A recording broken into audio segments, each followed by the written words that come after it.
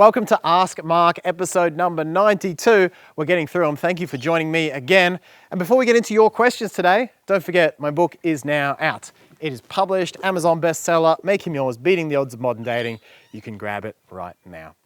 Hit the subscribe button with the little bell and don't forget to leave your questions in hashtag Ask Mark in the comment section below. Let's get into them. We've got them on the phone today because I believe Matthew printed them too small last time. Thanks, Matthew. This is on the video of what men love in bed. Will this work after 15 years of marriage? And with a silent lover type husband, Radhika, I'd say it'll work better than ever. Give it a shot, leave a comment on the video, and we'll bring it up in the next Ask Mark if you've had success with it. Catalea says, can someone help me? So what to do when a guy ignores basic questions, but then turns around and asks you the exact same questions?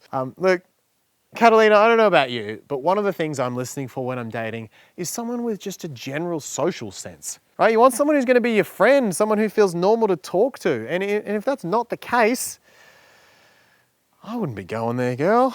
I wouldn't be going there. Diane says, I moved an hour-ish away and it doesn't feel full-blown long distance, but does it somehow low-key feel like semi-long distance? This is on my Make Him Miss You long distance video with Alex. And look, certainly, hey, relationships are as good as the best challenge they've overcome, right? So whatever is this is your new challenge now. You're an hour away. My partner at the moment is, 16 hours away, Maddie? Probably close to that. And it's been a big challenge for us to overcome. Of course, there'll be more in the future, but any relationship is only as good as the challenges it's overcome. So this is the next opportunity for you guys to grow as a team together, or I guess test if one or both of you isn't willing to do that. But certainly, Diane, you can do what you can from your end, and you can see if he's willing to be your teammate through that. Belinda says, how long should you wait for a man in a long-distance relationship? I don't know what that means, Belinda, I'm sorry. Was there another? Oh, Belinda, you also left one up here. How long should you wait to meet a man in a long-distance relationship? Belinda, if you haven't met someone, if you haven't got a vibe for that person, my honest advice would be don't be in a relationship with them. Don't do it. There's people, unless you're living in the middle of a desert on your own, there's going to be people around you, they're going to be emotionally available, and they're going to be people you can test your intuition on, who you can get a read on. Committing to someone long distance you haven't met, I just don't see it. I know every now and then it works, and I know you're going to comment, someone's going to comment with a story of we did this and it worked, but it's very rare that those pull off. I think in many regards here, you've got to ask yourself, what do I really want? Do I want a fantasy, some long distance thing, or do I want a real connection? And if you haven't met someone, you're in fantasy land. It's as really simple as that. The next question is from Fizan, says, how do I tell him to over out? Matthew, did you select these questions? I don't know what that means. I don't really understand, says Malima. When you say aspect him on the father figure, please throw some more light on this point. So Molly, aspecting is a practice that I do with my personal clients. And it's basically where you put two chairs, one across from the other, and you sit in the first chair and you speak to your father. So you speak whatever comes to you, whatever truth you've been wanting to get out, even just the art of saying it, it gets it into the light and it's so therapeutic. And you then go, once you've done that, you swap chairs, you sit in the other chair and you speak as your father back to you. Now, a lot of clients get into perfectionist habits with this where they say, oh, I need to know what he's going to say back. No, you don't. You don't need to know what he's going to say back at all. You just feel it. You feel whatever is the truth from him, and you do it not from necessarily even what he would say, but from what he'd admit at his most vulnerable. So go below the fear, especially if you haven't had a good relationship with your dad. Go underneath that and go to kind of his honest truth, and you'll get some pretty powerful realizations from there. It's honestly an incredibly therapeutic exercise. I encourage everyone to do it at least once. And by doing it, you'll start to untie a lot of the narratives that you're finding are playing out in your relationships with men. The next question is actually from Malayama as well. She says, Mark, it's a great thing you are there to help us in having a nice relationship. Now coming to my problem, he does all that anyone in love will do for me. but he never says he loves me. Now, please tell me how to make him tell me those beautiful words that I long to hear from him. So Mollyanna, I'm not a believer you should make anyone tell you that they love you, or even make anyone say anything. Because what's that going to be? It's, oh, I made him say it. Is that going to be meaningful? I actually dealt with this with a client recently. She's a beautiful, beautiful young lady. And she said, Mark, I really want to hear the words. And I said, look, if you're not feeling loved, if you're not feeling loved in this relationship, I personally would focus on the actions around feeling loved that would be meaningful to you, that allow that to grow. Because I said, you can bring this up, and you certainly can, but those 3 words are not going to make you feel secure if his actions are not loving. And if his actions are loving, you're probably going to have far less worry about those 3 words. So I said to this client, if you're feeling insecure in your relationship, I'd be more likely to focus on things like, are you future projecting together, and are you planning a future? Do you feel a deep sense of trust? Are you integrating into each other's lives? And by focusing on these pieces, you're going to feel loved through his actions so that he can say, I love you on his own terms. And in fact, that's exactly what ended up happening. This client messaged me back probably a week after we'd had that conversation. She said, Mark, he said it entirely of his own accord, and I didn't have to intervene at all. And that was so much more fulfilling for her. So if you want a man to say, I love you, my recommendation would be, don't get too caught up on the words. Unless it's a big standard for yours, just hanging off those words, let's focus on those. Focus on the actions and the foundation of the relationship, and the words will happen naturally. Next question is from Sarah. Sarah says, Mark, is it not good if females make the first call spontaneously?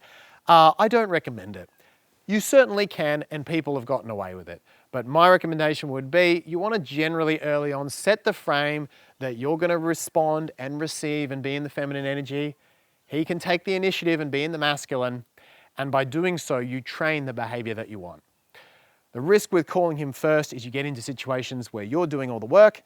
And for most women, that is not a situation they want to be in. Reen says, what if you've been talking to someone online and FaceTiming for 3 months, but haven't met yet? It's been hard because of COVID-19 and the guy has started to pull away.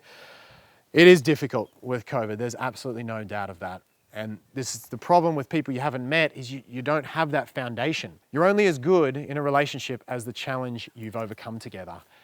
And when you're only talking to each other an hour a day, maybe an hour every few days, how many challenges have you really overcome together? Like, how solid is that foundation? The nature of any distance relationship where you haven't met is inherently, it's not super well bonded. So check out other videos, certainly give him space, give him a great experience, allow him to come to you, do all of that attraction-based stuff for sure. But understand that relationships at a deep level are about getting through things together. And a lot of people are going online lately because they're looking for that companionship, they're looking for that connection. But when it comes to the first test of that, which is, do I really want it? Unfortunately, it's not as solid as it seemed. I hope he comes back to you, and I really do hope that you guys can build that together. And the next question is from Belle. And Belle says, I would love to know how to deal with an ex who goes from nasty during breakup, then a year down the track becomes nice and acts like they want to be friends or something more again. Do the same principles apply to them, or do you approach this differently? Belle, that really depends on the sort of nastiness and if you think he's owned it and handled it. I personally, if an ex was nasty to me and then sort of acted like nothing happened, I would be open talking to her, but if she wanted to rebuild something, I would 100% address that with her and make sure that she was taking ownership of it. I'm also listening for the story that she's telling, which is to why it won't happen again. Right? What has she learned since then? How is she explaining herself? You want to know all of that, because otherwise you're just letting someone get away with bad behavior. So I'd be happy to be an acquaintance, maybe a light friend with someone who hadn't explained themselves.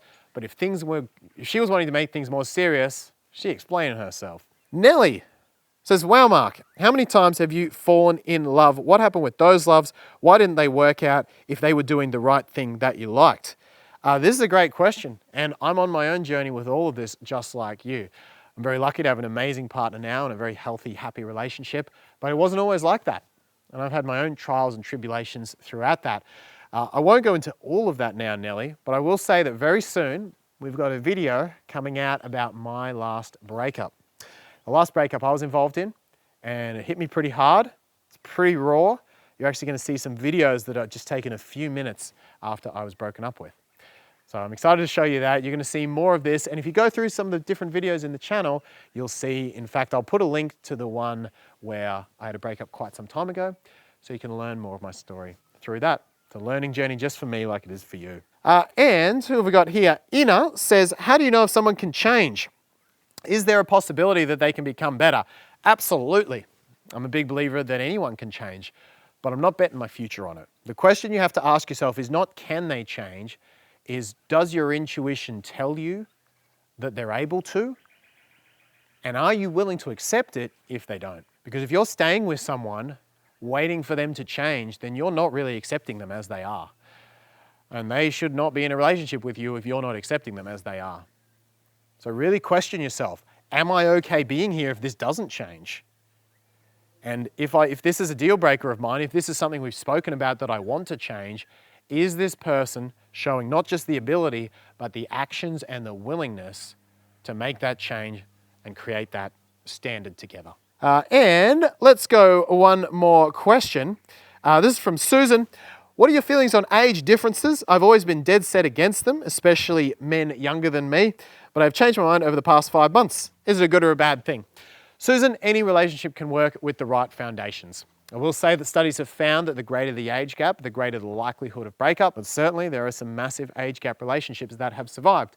I will point you in the direction of a video that goes into more details on this. This has been Ask Mark. Thanks for watching today. It's been an absolute pleasure having you. Leave your questions in the space below. Leave them in the space below, hashtag Ask Mark in the questions section. Hit the subscribe button with the little bell, and don't forget to check out a copy of my book. Make Him Yours, Beating the Odds of Modern Dating. It is an Amazon bestseller, and it is now available. I look forward to seeing you in the next Ask Mark very soon.